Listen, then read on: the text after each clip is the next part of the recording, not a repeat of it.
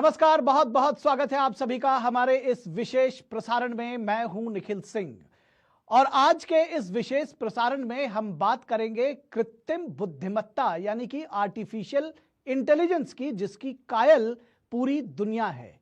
और artificial intelligence सिर्फ एक तकनीक नहीं है, बल्कि ये दुनिया को बदलने की, भविष्य को पूरे तरह से बदल देने की शक्ति भी है। और जब आज पूरी दुनिया इस एआई के अवसरों और इससे होने वाले जोखिमों पर मंथन कर रही है, भारत संवाद से प्रभाव की ओर कदम बढ़ा चुका है। नई दिल्ली में 16 से 20 फरवरी तक इंडिया एआई इंपैक्ट समिट का आयोजन हो रहा है, जो भारत के एआई विजन को न सिर्फ सामने रखेगा, बल्कि इस बात को भी देखेगा कि पंक्ति में खड़ा आखिरी आदमी एआई के लाभ को कैसे पा सकता है।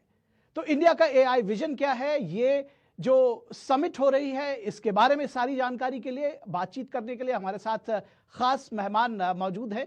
हमारे साथ इंडिया एआई मिशन के सीईओ, मिनिस्ट्री ऑफ इलेक्ट्रॉनिक्स और इंफॉर्मेशन टेक्नोलॉजी के अपर सचिव यानी कि एडिशनल सेक्रेटरी अभिषेक सिंह जी मौजूद है। बहुत स्वागत है सर आपका।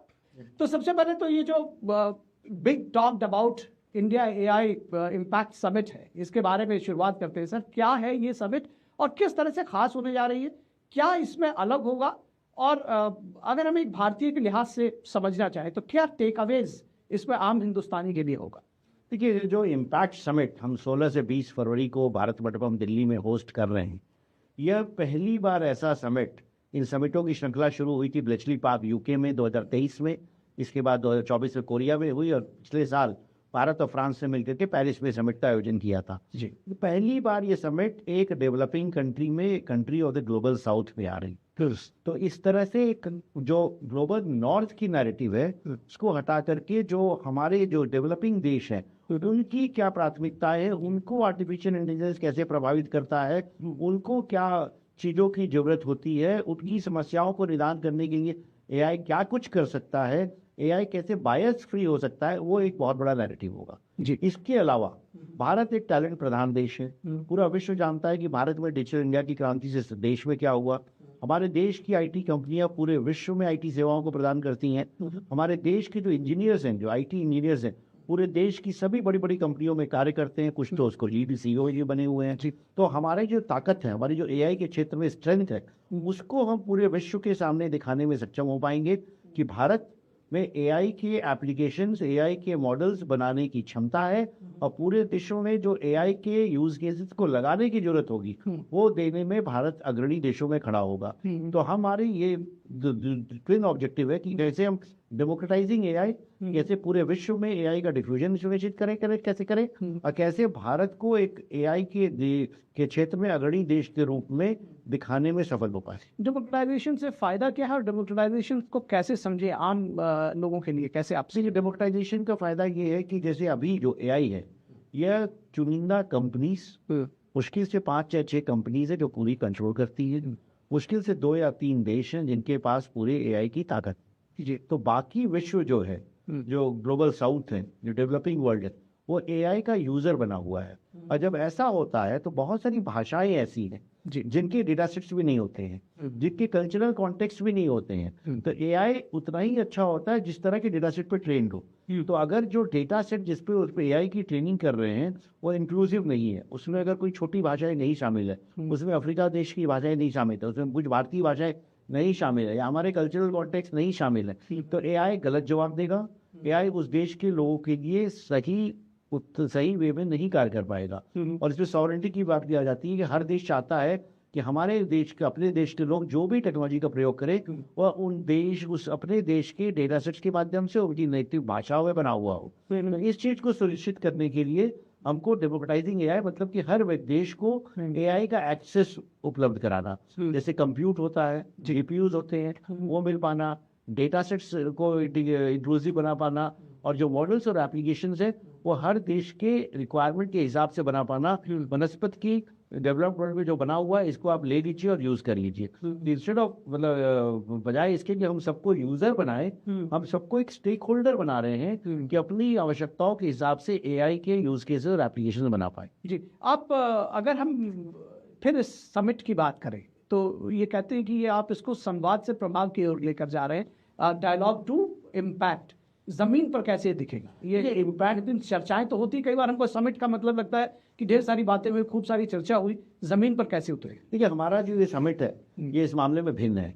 ये टॉकिंग शॉप नहीं है कि विशेषज्ञ बड़े सारे आए, ज्ञान की बातें करी और उसके बाद मिला कुछ नहीं। हम इस समिट को देख रहे हैं 3 प्रमुख पिलर्स के ऊपर जो हमने संरचना की है, पीपल, प्लैनेट, प्रोग्रेस। पीपल जो पिलर है कि लोगों को, आम लोगों को कैसे प्रभावित करता है, किस तरह से जॉब्स, एआई जब उपयोग में आएगा तो कुछ जॉब्स प्रभावित होंगे, हमको एआई की स्किलिंग की, रीस्किलिंग की आवश्यकता होगी, तो उस बिंदु के ऊपर चर्चा होगा क्या कुछ हम कर सकते हैं कि हर युवा जो कॉलेज से ग्रेजुएट करे किसी भी विषय में उसको एआई की जानकारी मिल पाए। तो उसके लिए हम क्या करिकुलम फ्रेमवर्क होगा, किस तरह की ट्रेनिंग होगी, उसके ऊपर कार्य कर रहे हैं।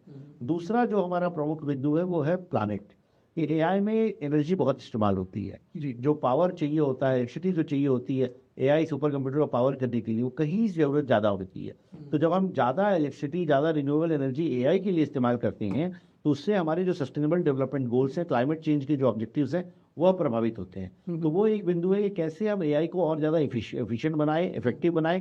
तो बहुत सारी तकनीकें जिससे किया जा सकता है, उसके ऊपर चर्चा होगी, उसके ऊपर उपाय निकाले जाएंगे। और तीसरा जो प्रमुख बिंदु है वो प्रोग्रेस, जो कि सबसे महत्वपूर्ण है डेवलपिंग कंट्रीज के लिए, कि एआई से हम इकोनॉमिक ग्रोथ कैसे सुनिश्चित कर पाए, एआई से हम हर व्यक्ति को कैसे एफिशिएंट बना पाए, प्रोडक्टिव बना पाए, उनकी इनकम बढ़ पाए। इसका सिंपल लोगों, आम लोगों पर कैसे प्रभाव होगा? जैसे मान लीजिए कोई किसान है, तो किसान को टेक्नोलॉजी के माध्यम से ये सूचनाएं चाहिए कि उसे कहाँ हाइब्रिड बीज मिलेंगे, अच्छी खाद मिलेगी, अच्छे कीटनाशक मिलेंगे, उसको कितना पानी कितना इस्तेमाल करना चाहिए, उसको मंडी में कब बेचना चाहिए, उसके क्रॉप पे अगर कोई बीमारी लग गई तो ये विशेषज्ञ से सलाह लेनी है। तो कई बार होता है ये सारी सूचनाएं वेबसाइट और ऐप पे उपलब्ध भी होती है, परंतु ग्रामीण क्षेत्र में रहने वाला कोई किसान, आप सोचे कि वेबसाइट में जाके लिख ले या फिर ऐप डाउनलोड कर ले या कैप्चा में लिख ले, तो ये चीज हमको एआई के माध्यम से, भाषणी प्रोजेक्ट हमने इम्प्लीमेंट किया है और जेन एआई जब आ गया है कि वॉइस के माध्यम से कर पाएगी। किसान एक फोन कर ले और उसमें बोले कि भाई मेरे को अच्छी, मैं यहाँ रहता हूँ, लखीमपुर खीरी में रहता हूँ, मुझे खाद कहाँ मिलेगी या बीज अच्छे कहाँ मिलेंगे, या मेरे फसल में ये कीड़े लग रहे हैं, मैं क्या करूँ। तो ये सलाह जब वो अपनी मातृभाषा में पूछे, और एआई जो नेचुरल लैंग्वेज प्रोसेसिंग है, एपीआई है, स्पीच टू टेक्स्ट, वो सब बैकएंड में काम करती रहते, और उसके बाद जो उत्तर निकल के आए उसको उसकी भाषा में समझा दे तो किसान को बहुत मदद मिलेगी। इसी तरह जो स्मॉल बिजनेसमैन है, रिटेलर है, मैन्युफैक्चरर है, एमएसएमई है, हर व्यक्ति को जब सही सूचनाएं मिलने पाएगी तो उसके इनपुट कॉस्ट कम होगी, उसकी इनकम बढ़ेगी, और जब इनकम हर व्यक्ति की बढ़ेगी तो इकोनॉमिक ग्रोथ होगा, तो बेनिफिट्स आएंगे, और इसी से हम विकसित भारत की तरफ 4 ट्रिलियन से 30 ट्रिलियन पे जा पाएंगे। तो एक ही इकोनॉमिक ग्रोथ का डायमेंशन बहुत बड़ा आ जाता है प्रोग्रेस में। और जो प्रोग्रेस का दूसरा बिंदु है वो सोशल गुड, ये हम कैसे स्वास्थ्य की सेवाएं लोगों को उपलब्ध करा पाए। जैसे एआई के माध्यम से आज ट्यूबरकुलोसिस की डायग्नोसिस हो सकती है, जहाँ पे रेडियोलॉजिस्ट नहीं उपलब्ध है, विशेषज्ञ डॉक्टर नहीं उपलब्ध है, ऑप्थोलॉजिस्ट नहीं उपलब्ध है, कैटरैक्ट की जांच करानी है, तो आप अपनी आँख की फोटो खींच के डाल दीजिए एआई पे, आपको बता देगा कि आपको कैटरैक्ट की सर्जरी की आवश्यकता है। टीबी की जांच इसी तरह से हो सकती है। एआई के माध्यम से वॉइस असिस्टेंट असिस्टेंस मिल सकता है। मान लीजिए आज हमारे देश में दुर्भाग्य ये है कि बच्चे डायरिया से भी मरते हैं, तो अगर उसमें क्या करना है इसकी सलाह है, बट लोगों को पता नहीं लगता। तो अगर कोई फोन से कर दे, पूछ ले कि मेरे बच्चे को दस्त हो रही है, मैं क्या करूँ, तो उसको सलाह एआई के माध्यम से मिल जाएगी। इसी तरह शिक्षा के क्षेत्र में पर्सनलाइज्ड ट्यूटर्स, तो सोशल गुड, एजुकेशन हो, हेल्थ केयर हो, एग्रीकल्चर हो, मैं तमाम उदाहरण गिना सकता हूँ, इससे हमें लोगों को बहुत बेनिफिट्स मिलेगी और economic growth and social good progress करेगा। ये तीनों पिलर हम इस तरह से कर रहे हैं कि इसके जो यूज केसेस मिलेंगे सारी कंट्रीज को शेयर करेंगे। ये समिट इस मामले में भिन्न है, ये नहीं सिर्फ विश्व का सबसे बड़ा इस तरह का समिट है, बट बिल्कुल एक्शन ओरिएंटेड है कि इसके जो आउटकम्स होंगे इससे हम डायरेक्ट इम्प्लीमेंट कर पाएंगे, और जैसे हमने डीपीआई की क्रांति की है वैसे हम एआई की क्रांति करके लोगों को लाभ पहुंचाने में सफल हो पाएंगे। Happiness of all, welfare for all, because हमारी जो जब हम कहते हैं कि पंक्ति में खड़े आखिरी आदमी तक इसका प्रकाश पहुंचेगा, तो वो उसके पीछे यही फोकस। बिल्कुल कि सबका भला हो, सबकी खुशी हो, जो है welfare of all happiness for all, सर्वजन हिताय सर्वजन सुखाय, जी। ये हमारा एक तरह से उसका मोटो थीम है, मोटो है कि हम जैसे हमने सुधाय कोटकम कहा था G20 में, जी। उसी तरह हमने इस बार सर्वजन हिताय सर्वजन सुखाय अपना थीम रखा है, मोटो रखा है इम्पैक्ट समिट। अच्छा, आपने कहा कि ये डिफरेंट होगा, सिर्फ इसमें बातें नहीं होगी, हम बहुत सारी चीज़ें ऐसी कोशिश करेंगे जो ज़मीन पर पहुँचे। इसमें क्या जो आउटकम है उसके बारे में समझना चाहेंगे? कोई आउटकम डॉक्यूमेंट होगा, वो बाइंडिंग होगा या फंडिंग जैसी कोई चीज़ होगी? क्या क्या इसमें फाइनल कैसे इसको समझे कि चीज़ें कैसे इम्प्लीमेंट किया जाएगा? क्या इसमें निकल कर आने वाला? देखिए, हर जो वर्किंग ग्रुप है, 7 वर्किंग ग्रुप है, हर वर्किंग ग्रुप इसके अपने आउटकम डॉक्यूमेंट्स के बारे में कर रहा है। अभी हम बात कर रहे हैं, वर्किंग ग्रुप के नेगोशिएशंस चल रहे हैं जी। सभी देशों के साथ उस पर एग्रीमेंट करने के लिए, उससे बड़े टेंजिबल आउटकम्स है जो कि धरातल पे इम्प्लीमेंट होंगे। जैसे एक हम प्रयास करें AI कॉमन्स बनाने का, कि जो यूज केसेस हैं, जैसे मैंने बताया कि स्वास्थ्य के क्षेत्र में ट्यूबरकुलोसिस के लिए या कैंसर के लिए या कैटरैक्ट के लिए या डायबिटिक रेटिनोपैथी के लिए या किसानों के लिए कोई मददगार सोल्यूशन हो AI एनेबल्ड, इन सब की हम एक यूज केस रिपोजिटरी बना रहे हैं, तो AI कॉमन्स कह रहे हैं, वो सबको उपलब्ध होगा। इसी तरह जो AI से नुकसान हो सकता है, जोखिम हो सकता है, रिस्क हो सकते हैं, उसको भी हल करने के लिए बड़े सारे टूल्स होते हैं, जैसे बायस मिटिगेशन के लिए, स्ट्रेस टेस्टिंग के लिए, एथिकल AI सिंप्लीफिकेशन के लिए, प्राइवेसी प्रिजर्वेशन के लिए, डीप फेक डिटेक्ट करने के लिए, वाटर मार्किंग करने, इन सब टूल्स की भी हम एक रिपोजिटरी बना रहे हैं जो कि ओपन सोर्स में होगा और वह एक ट्रस्टेड AI कॉमन्स की तरह उपलब्ध होगा। जिस तरह हम डेमोक्रेटाइजिंग AI कंप्यूट के लिए बना रहे हैं, उसकी फंडिंग मैकेनिज्म के ऊपर भी चर्चा चल रही है। फंडिंग कहाँ से आएगी, कितनी आएगी, ये अभी फाइनल होना है, परंतु हर आउटकम, हर डिलीवरेबल इस वर्किंग ग्रुप्स का, जो कि लीडरशिप स्टेटमेंट में जाएगा, एक दिशा दिखाएगा कि कैसे इसको हम धरातल पे इम्प्लीमेंट कर सकते हैं। लीडर स्टेटमेंट इन सब समिट्स की नॉन बाइंडिंग होता है, जो कंट्रीज साइन करती है वो कमिट करती है कि उसको हम उसको इम्प्लीमेंट करेंगे, परंतु इस तरह से बाइंडिंग लॉ एग्रीमेंट नहीं होता है। जी। जब हम ये कहते हैं कि ये ग्लोबल साउथ को हम लीड भी कर रहे हैं, ग्लोबल साउथ में होने वाला ये पहला समिट है, तो इंडियाज लीडरशिप हम उसकी तरफ देख रहे हैं। क्या ये हमको एक नैतिक और रणनीतिक नेतृत्व देता है हमारे देश को इस तरह की समिट करना? कैसे इसको देखते हैं? देखिए, टेक्नोलॉजी के क्षेत्र में ग्लोबल साउथ के सारे देश भारत पर विश्वास करते हैं। जो अन्य 2 बड़े देश हैं, अमेरिका है, चीन है, दोनों के साथ बड़े बड़े मुद्दे हैं। भारत के साथ ट्रस्टेड पार्टनरशिप है तमाम देशों जी। और तमाम देशों ने देखा है कि भारत ने कैसे डिजिटल पब्लिक इंफ्रास्ट्रक्चर से, इंडिया स्टैक से, आधार, UPI, digi locker, data empowerment के माध्यम से कैसे जो सोसाइटल प्रॉब्लम्स होती हैं, शिक्षा, एजुकेशन, हेल्थ केयर, इनको हल किया है। तो एक उदाहरण है पूरे पूरे विश्व के सामने कि भारत ने टेक्नोलॉजी का उपयोग करके लोगों को लाभ पहुंचाया जी। उसको लोग देखना चाहते हैं। G20 में पूरा विश्व भारत आया था, उन्होंने इस चीज को देखा था। G20 का जो डिक्लेरेशन साइन हुआ, उसमें बाकायदे डिजिटल पब्लिक इंफ्रास्ट्रक्चर, एक नया फ्रेज कॉइन हुआ जो कि भारत से उत्पन्न हुआ था, और आज पूरे देश इसको अडॉप्ट कर रहे हैं। जैसे मोसिप हमारी एक इनिशिएटिव है जिसमें हम आधार टाइप के सॉल्यूशन तमाम देशों में लागू कर रहे हैं। लगभग 28 देश मोसिप की इम्प्लीमेंटेशन कर रहे हैं। UPI कई देश इम्प्लीमेंट करना चाह रहे हैं। ब्राजील ने UPI को इससे प्रेरित होकर के पिक्स बनाया और ब्राजील में बड़ा लोकप्रिय है। अन्य देश भी उसको बनाना चाह रहे हैं। कई देश ऐसे हैं जो डिजी लॉकर टाइप की जो है तो बना रहे हैं जी। ई संजीवनी दीक्षा को देख रहे हैं। तो जो डिजिटल पब्लिक इंफ्रास्ट्रक्चर का डिफ्यूजन हुआ है, अब AI के क्षेत्र में भी तमाम देशों की अपेक्षा है कि भारत से वो कैसे AI बेस्ड एप्लीकेशंस अडॉप्ट कर सकते हैं, AI की जो स्ट्रैटेजी है उसको इम्प्लीमेंट कर सकते हैं। और डेटा सेंटर का महत्व भी बताइएगा। मैं चाहूंगा कि ऐसे दर्शक जो बहुत ज्यादा इन तकनीकी चीजों को नहीं समझ सकते, थोड़ा सा सरल भाषा में। देखिए, डेटा सेंटर ऐसे समझ लीजिए कि एक तरह का कंप्यूटर है जहां से सारी सुविधाएं दी जाती हैं। जैसे आप गूगल पे सर्च करते हैं या इंस्टाग्राम देखते हैं, फेसबुक देखते हैं या ट्विटर देखते हैं, तो इन सब की जो एप्लीकेशन होती है वो कहीं होस्टेड रहती है इंटरनेट पे जी। आप अपने मोबाइल के माध्यम से देखते हैं, बट वो कहीं से इन्फॉर्मेशन निकाल के लाता है, इन्फॉर्मेशन देता है जी। तो डेटा सेंटर पे डेटा स्टोरेज की सुविधा होती है जो कि सारी सूचनाएं रखता है।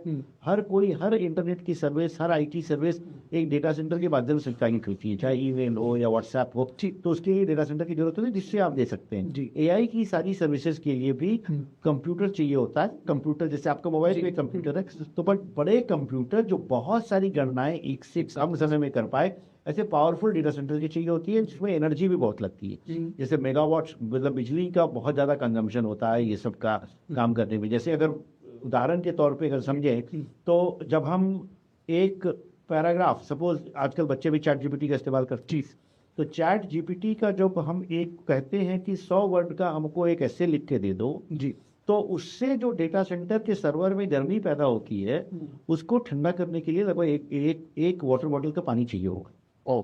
आप अगर किसी टूल पे कहें एक इमेज बना दो तो उस पर उतनी बिजली लगती है जितना एक मोबाइल को 100% चार्ज करने में बिजली की आवश्यकता, और आप दिन भर यूज कर रहे हैं तो आपको जो गाड़ी में ईंधन लगता है उतनी एनर्जी लगती। तो डेटा सेंटर बनाना एक एनर्जी इंटेंसिव काम है, तो डेटा सेंटर वही बन सकते हैं जहां पे एनर्जी प्रचुर मात्रा में उपलब्ध हो जी, और चूंकि क्लाइमेट की इश्यूज है तो लोग रिन्यूएबल एनर्जी की बात करते हैं कि ग्रीन एनर्जी जहां उपलब्ध हो। जी। तो भारत में जो रिन्यूएबल एनर्जी में निवेश हुआ है पिछले कुछ वर्षों में वो कहीं ज्यादा हुआ है विश्व के अपेक्षा कहीं से। भारत में जो डेटा सेंटर बनाने की कॉस्ट है, जी, डेटा सेंटर भारत में जो बनता है वो अमेरिका में या मिडिल ईस्ट में जो डेटा सेंटर बनता है उसकी आधी कीमत पे बन जाता है। अच्छा, तो जब इन कंपनियों को एआई का उपयोग करना है और डेटा सेंटर की सर्विस लेनी है तो सस्ते में बनता है डेटा सेंटर यहाँ, इसलिए निवेश हो रहा है जी, और हमको ये लाभ होता है कि जब ये बड़ी कंपनियां डेटा सेंटर यहाँ बनाती हैं जी, और चूंकि हमारे पास टैलेंट उपलब्ध है,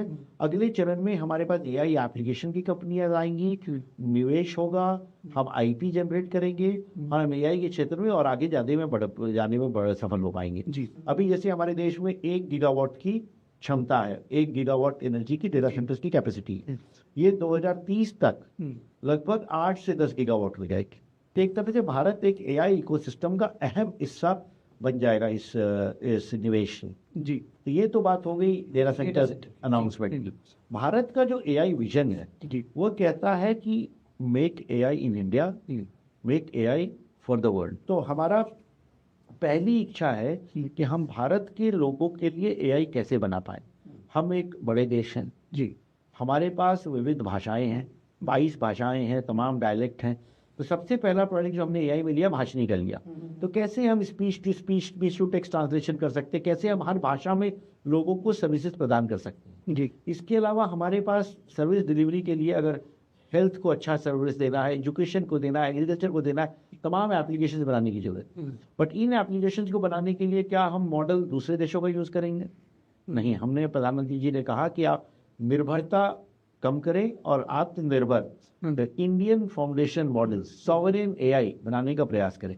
तो हम 12 प्रोजेक्ट्स को सपोर्ट कर रहे हैं इंडियन फाउंडेशन मॉडल को बनाने के लिए। इसके अलावा सबसे बड़ी एक आवश्यकता होती है एआई बनाने के लिए कंप्यूट की, जीपीयूज की, जो बहुत महंगे होते हैं जी, और हमारे देश में कंप्यूट अवेलेबल नहीं था लास्ट ईयर और ये एक कारण था कि हम चाहे चीन और अमेरिका से बहुत पीछे थे। जी, तो एआई मिशन के माध्यम से हम लोगों ने सस्ते दर पे कंप्यूट उपलब्ध करा दिया। लगभग 65 रुपए पर जीपीयू पर आर, दुनिया भर में जो मिलता है लगभग 150 से 200 रुपए पर मिलता है। तो हमने कम दाम पे जीपीयूज उपलब्ध करा दिया, लगभग 38,000। इसके अलावा एक और समस्या होती है डेटा सेट्स की। एक डेटा सेट्स प्लेटफॉर्म बनाया गया है एआई कोश, जिसपे लगभग 7,000 डेटा सेट्स हैं। तो इन डेटा सेट्स से जो हमारे एंटरप्रेन्योर्स हैं, जो रिसर्चर हैं, एआई मॉडल्स बना सकते हैं, एआई एप्लीकेशन डेवलप कर सकते हैं जो कि विभिन्न क्षेत्रों में काम कर सकता है। इसके अलावा स्किलिंग पे हम बहुत प्राथमिकता दे रहे हैं, हम फेलोशिप्स दे रहे हैं जो बच्चे एआई के प्रोजेक्ट्स कर रहे हैं, डेटा लैब्स बना रहे हैं जहाँ पे डेटा साइंटिस्ट ट्रेन हो रहे हैं पूरे, और वो चीज़ हम टीयर 2 टीयर 3 सिटीज़ में करें, छोटे शहरों। इसके कैसे अलावा इसको पॉसिबल करेंगे? टीयर 2 टीयर 3 सिटीज पे अपने आप पे कहीं चैलेंज नहीं है? हम राज्य सरकारों के साथ मिल करके आईटीआई और पॉलिटेक्निक है जो हमारे देश में बढ़ जी, आईटीआई पॉलिटेक्निक में अभी भी लोगों को ऑटोमोबाइल इंजीनियर, मैकेनिक, फिटर बनाने का कोर्स चल रहे हैं। आप ईवी और वगैरह आने से ये सब जो जॉब्स हैं वो कम हुई। तो हम हर आईटीआई, हर पॉलिटेक्निक पे एक डेटा लैब बना रहे हैं जहाँ की जो ग्रामीण अंचल में रहने वाले बच्चे हैं जो बहुत ज़्यादा हायर एजुकेशन में नहीं जा रहे हैं, 10वीं पास 12वीं पास, उनको data scientist, data annotation, data tagging के कोर्स करा रहे हैं, जिससे कि वो एआई के क्षेत्र में जो जॉब्स उपलब्ध होंगे उनको मिल पाएंगे। एक बात कही जा रही है कि भारत प्रॉफिटेबल एआई मॉडल्स के बजाय लोक हित की ज़्यादा बात करता है। कृषि की बात करें, स्वास्थ्य की बात करें, शिक्षा की बात करें, गवर्नेंस की बात करें, अगर हम इसमें ये कहें कि सामाजिक असमानता दूर करने में भी एआई मदद करेगा, और भारत इसकी ओर एक विजन उसका भी है। अंतिम पंक्ति में खड़े आदमी की बात करें, वो सब शायद एक है साधे सब सदे, वो वाली बात। तो बहुत सही आपने कहा, क्योंकि देखिए एआई का इस्तेमाल कई देशों में, कई कंपनीज में हो रहा है ड्राइवरलेस कार बनाने, जी, ऑटोनोमस गाड़ियां बनाने के लिए, गेमिंग में, एंटरटेनमेंट, वो भी हो रहा है। परंतु जब हम आम जनता को सोचेंगे जिनकी क्वालिटी ऑफ लाइफ हमको इम्प्रूव करने की जरूरत है, तो उसके लिए हमको सोशल एलिमेंट्स, सोशल बेनिफिट्स वाले प्रोग्राम को करना पड़ेगा। और ये काम जो है, शिक्षा, स्वास्थ्य, एग्रीकल्चर, ये काम कोई प्राइवेट कंपनी नहीं करेगी, बिकॉज उसको बहुत ज्यादा प्रॉफिट नहीं दिखेगा। तो यह काम करना सरकार का दायित्व है कि हम एआई से सिर्फ नहीं ड्राइवरलेस कार जिनके पास गाड़ी है उसकी एक समस्या समाधान करने के लिए काम करें, बल्कि आम व्यक्ति को बेनिफिट दिलाने में क्या कुछ कर सकते हैं। उस दिशा में ये बहुत बड़ा प्रयास है कि हम सामाजिक दृष्टिकोण से जो यूज केसेस है, एप्लीकेशन है, उसको डेवलप करने में काम कर रहे हैं। एक सवाल पे ये समझना चाहूंगा, 2047 तक विकसित भारत बनने की बात हम कर रहे हैं, आप $30 ट्रिलियन इकोनॉमी की बात कर रहे थे। क्या चुनौतियां हैं इसमें? एआई के जरिए इसको पाने की बात हम जरूर कर रहे हैं, लेकिन राह बहुत आसान तो शायद नहीं होगी। देखिए, राह तो जो इस तरह के बड़े प्रयास होते हैं आसान नहीं होती है, बट असंभव नहीं जी, मुश्किल होती है, बट असंभव नहीं है। उसको करने के रास्ते होते हैं। और हमें अगर 4 ट्रिलियन से 30 ट्रिलियन डाला है, इसको अगर हम ब्रेक डाउन कर दें, अगर हम इसको छोटे छोटे हिस्सों में देखें, हम पूरे एक साथ पूरे भारत देश बहुत बड़ा देश है, उसको हम छोटे शहर देखें, कस्बे देखें, गांव देखें, हम इंडिविजुअल को देखें, और विकसित भारत बनने के लिए पर कैपिटा इनकम बढ़नी चाहिए जी। तो जब हर व्यक्ति को हम ऐसे टूल्स दे देंगे कि वो एफिशिएंट हो जाएगा, इंटेलिजेंस जो है डेमोक्रेटाइज हो जाएगी। जो सबसे बड़ा अंतर होता है ना, एक व्यक्ति जिसकी आय ज्यादा होती है, प्रगतिशील किसान मान लीजिए, और जो आम किसान है, दोनों में जो अंतर होता है वो इन्फॉर्मेशन के एक्सेस का होता है। जो आमतौर पर जो प्रगतिशील किसान होता है वो कृषि विज्ञान केंद्र में किसी को जानता है, उसको सूचना रहती है, क्या मिलता है वो कर पाता है। तो जब हम एआई के माध्यम से इंटेलिजेंस को डेमोक्रेटाइज कर देंगे और सही सूचनाएं हर व्यक्ति को उपलब्ध करा देंगे, तो हर व्यक्ति एफिशिएंट होगा, हर व्यक्ति प्रोडक्टिव होगा, हर व्यक्ति की आय बढ़ेगी। और जब हर व्यक्ति, और स्पेशली जो पूरे आखिरी व्यक्ति है समाज में, उस व्यक्ति की जब आय बढ़ेगी तो पूरे देश की आय बढ़ेगी, और वही हमको $30 ट्रिलियन इकोनॉमी तक ले जाने में मदद कर पाएगा, विकसित भारत की दिशा में आगे बढ़ने में मदद कर पाएगा। जी, एक और सवाल जो शायद मैंने शुरुआत में कही थी कि जोखिम को लेकर भी बहुत सारी बात हो रही है, और ख़ास तौर पर आप देख रहे हैं कितना सारा फ्रॉड डिजिटल उस एरिया में रहता है, कैसे इसको कंट्रोल करेंगे? डेटा सिक्योरिटी की बात होती है, एआई जहाँ बात होती है वहाँ रिस्क की भी बात होती है, जो उसकी जोखिम की बात होती है। तो हमारी जो पॉलिसी है जब हम एआई प्रमोट करते हैं जी, और साथ में वो सारे कदम लेते हैं कि कैसे हम जो जोखिम है, किसी व्यक्ति को नुकसान है, फाइनेंशियल फ्रॉड है या मिस इन्फॉर्मेशन है या चाइल्ड सेक्सुअल अब्यूज है या पोर्नोग्राफी है, उसको रेस्ट्रिक्ट कर पाएं।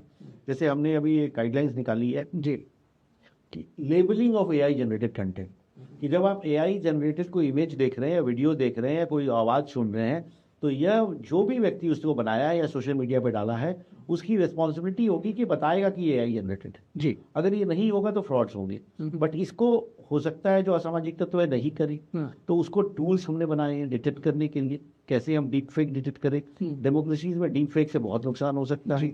हमारी जैसी जो मल्टीकल्चरल सोसाइटी है, इसमें डीप फेक से धक्के भी हो सकते हैं, लोगों की जान जा सकती है। तो हमने वो सारे मेजर्स एक टेक्नो लीगल अप्रोच के माध्यम से लिए हैं। टेक्नोलॉजी का प्रयोग करेंगे डिटेक्ट करने के लिए, और लीगल प्रोविजंस रखेंगे कि इसको हम कैसे सजा दे पाएं ऐसे लोगों को। जी, जी। तो आईटी एक्ट के माध्यम से, इंटरप्रेटिव रूल्स के माध्यम से, गाइडलाइंस के माध्यम से, भारतीय न्याय संहिता के माध्यम से हम इन समस्याओं को डील कर। तो इंडिया एआई इम्पैक्ट समिट के लिए आपको बहुत बहुत बधाई, हमसे बात करने के लिए बहुत बधाई, और उम्मीद करते हैं कि इंडिया एआई समिट बहुत सारे सॉल्यूशंस लेकर आएगा, और सिर्फ सॉल्यूशंस नहीं लाएगा, पॉजिटिव वे में लेकर के आएगा। और जब हम बात करते हैं हैव्स एंड हैव्स नॉट की, कुछ लोगों के तक जो तमाम सुविधाएं हैं वो वंचित रह जाते हैं उनसे, एआई तकनीक के माध्यम से पंक्ति में खड़े आखिरी आदमी तक जो विकास है उसकी जो रोशनी है वो पहुंच सकेगी। इसी उम्मीद के साथ हमें इजाजत दीजिए हमारे इस विशेष प्रसारण में। आप सब जुड़े, बहुत धन्यवाद।